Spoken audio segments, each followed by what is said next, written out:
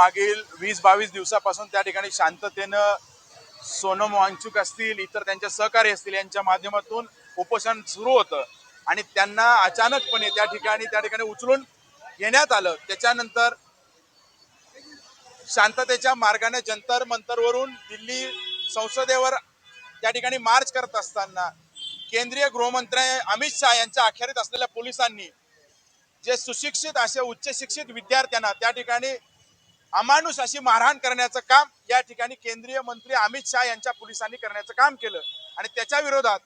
आदरणीय विरोधी पक्षनेते राहुलजी गांधी असतील, प्रियंकाजी गांधी असतील, राज्यसभेचे विरोधी पक्षनेते मल्लिकार्जुन खरगे असतील, हे देखील शांततेने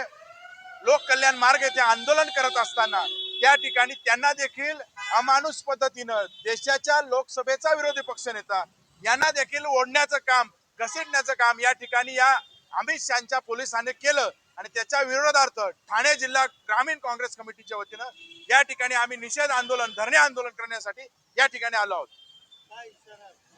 या ठिकाणी जर धर्मेंद्र प्रधान यांचा राजीनामा जर झाला नाही तर या ठिकाणी आम्ही प्रत्येक तालुक्यामध्ये शहरामध्ये या ठिकाणी मोठ्या प्रमाणात तीव्र असं आंदोलन त्या ठिकाणी घेऊ, जेणेकरून त्यांनी राजीनामा त्यांना द्यावाच लागेल.